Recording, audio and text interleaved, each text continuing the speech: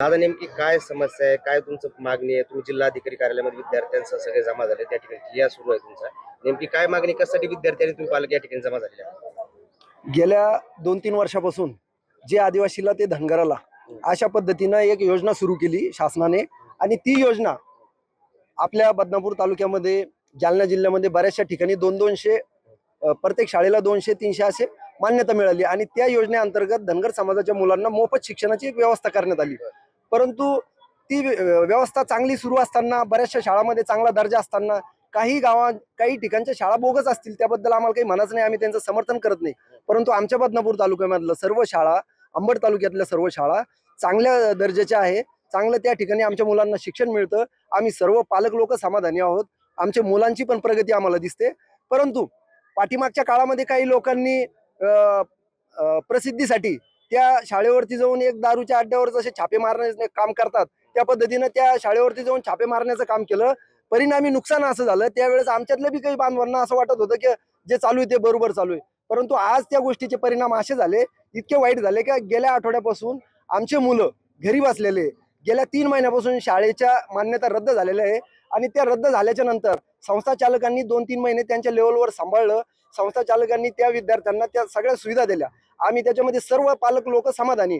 परंतु आता शासनाने थेट त्यांच्यावरती रद्दची कारवाई केली, मान्यता रद्दची. त्यामुळं सर्व मुलं गेल्या आठवड्यापासून घरी बसलेले.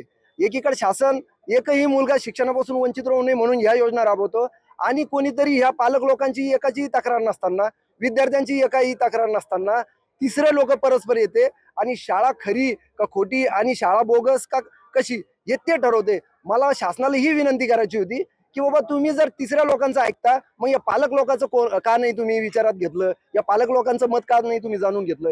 पालक लोकांची जर 10% जर तक्रार असती तर ती गोष्ट आम्ही सगळ्यांनी मान्य केली असती. परंतु एकाही पालकाची त्या गोष्टीबद्दल तक्रार नाहीये. आम्ही आमचे मुलं त्या शाळेमध्ये चांगल्या पद्धतीनं शिक्षण घेतात, आम्ही त्याच्यात समाधानी. किती विद्यार्थी असे घरी बसलेले जिल्ह्यामध्ये, असं काही आकडा सांगता येईल का? जिल्ह्यामध्ये आमच्या तालुक्यातले 575 RSS मधले आणि पूर्ण RP मधले आणि VES मधले वेगळे, तर असे जवळपास 3000 विद्यार्थी आता जिल्ह्यामधले 3000 विद्यार्थी सध्या घरी बसलेले. आणि शासनाकडे समायोजनची जी त्यांनी पद्धत लावली, तर ते समायोजनला 300 जागा आहे.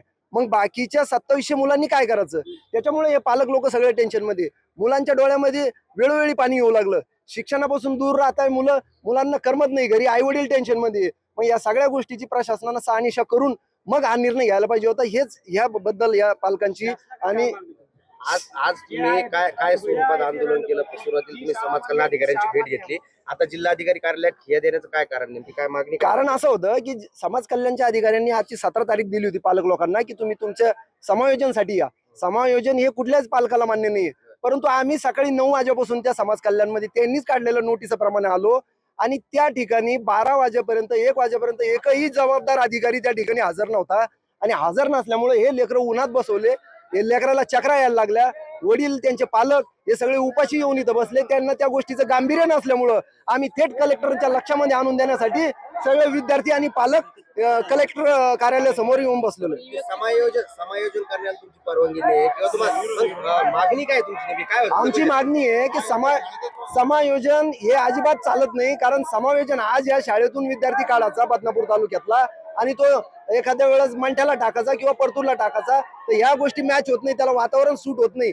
आणि जे या शाळेचं वातावरण आहे त्या शाळेत ते मिळायला वेळ जातो आणि राहिलेले 2-3 महिन्याचा शाळाचा कालावधी आहे. त्यामुळे आमची शासनाला विनंती आहे की आमची मुलं आहेत त्या ठिकाणी आणि आहे ती मान्यता जशाच तशी ठेवून आमच्या लेकरांना तिथंच न्याय देण्यात यावा, एवढी विनंती आमची पालकांची आहे.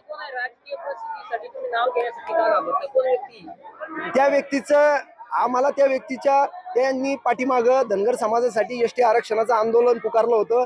माननीय दीपक बोराडे, आम्ही त्यांचा आदर करतो.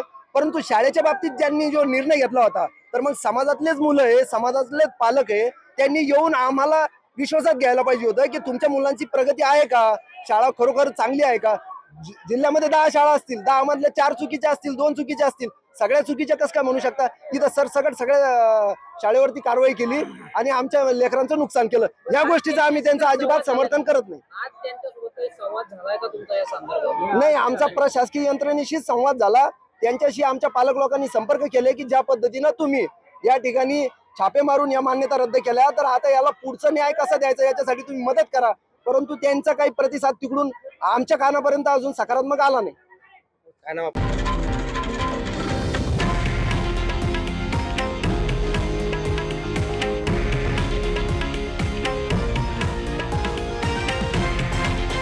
हे आहे देशातील नंबर 1 न्यूज नेटवर्क आणि आपण पाहत आहात TV9 मराठी, एकमेव.